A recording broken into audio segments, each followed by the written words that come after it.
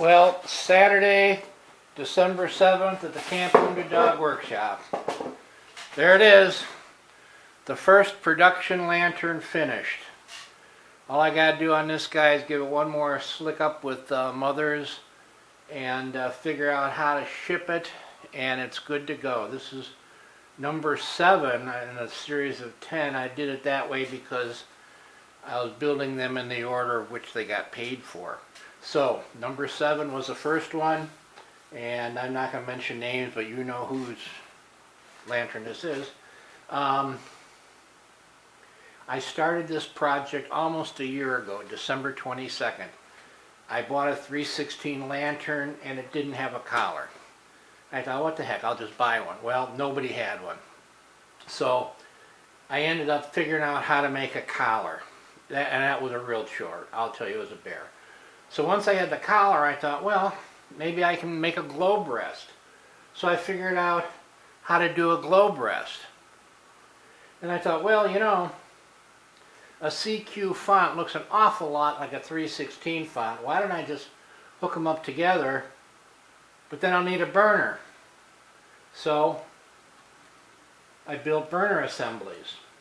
And then you can barely see it. I had to make the vent cone. And then of course I needed a shade.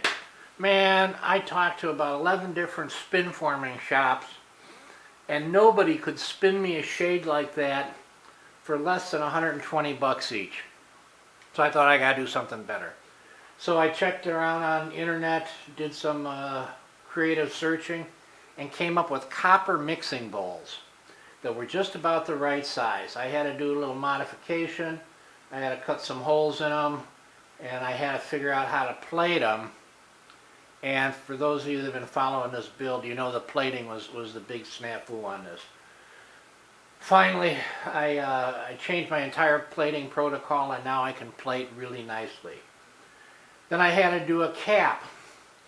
So I had to make a little tool that could roll that bead.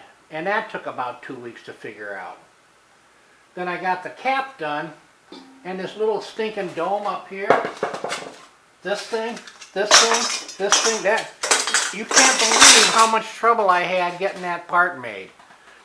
I ended up buying 6-inch copper spheres that you use for toilet floats, and out of a 6-inch sphere I could cut 4 caps. Then I got that all done, and I thought, you know, I haven't got a nut on the top. So I looked online, and there weren't any reproduction nuts available. So I thought, well, I know how to do lost wax casting. I might as well make my own stinking things. So, well, anyway, I made molds, smelted the metal down, cast it, buffed it out, and plated it. Each one has the Camp Wounded Dog Workshop label on it. And, thank you Mr. Kalashian, the Camp Wounded Dog knob. I'm going to give my people the option of either having an Amish nipple or their traditional nipple. I had to make my handle, figured out how to bend it right. I made a jig to bend that. And then I had to figure out how to get a wooden handle on the jig that had already been bent. I actually bought a lathe just to make these stinking little handles. Cost on this project, I haven't got a clue. I've spent so much money building this and developing it. But I'm really proud of this this reproduction. It has enough noticeable difference so they can't be passed as authentic, and sold in a fraudulent manner. They are badged Camp Wounded Dog Workshop. I'm really glad that I got this far. Man, I've spent sleepless nights on this project, but here it is. That's the first one. One more cleanup with mothers, get all the blood, sweat, and tears off of this. Blood, sweat, and tears. I must have shed a quart of blood cutting myself and grinding fingertips off and stuff like that, building tools. Anyway, this is it. I'm kind of proud of it. I think it came out really well.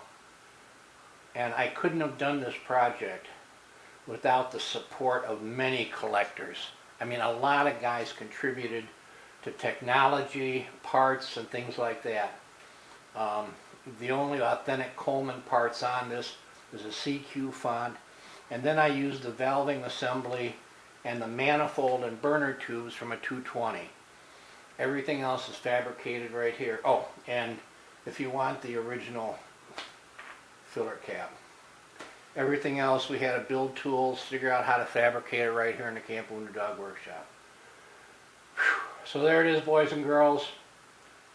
I'm gonna rest today, get this thing cleaned up and shipped, and I'll start on the next one. I got most of the mechanics done on 5 lanterns. It's just a matter of assembling them, pressure testing, and I Caswell all the tanks, whether or not they got leaks. I Caswell them just to make sure they're bulletproof and that your great-grandchildren will enjoy this too.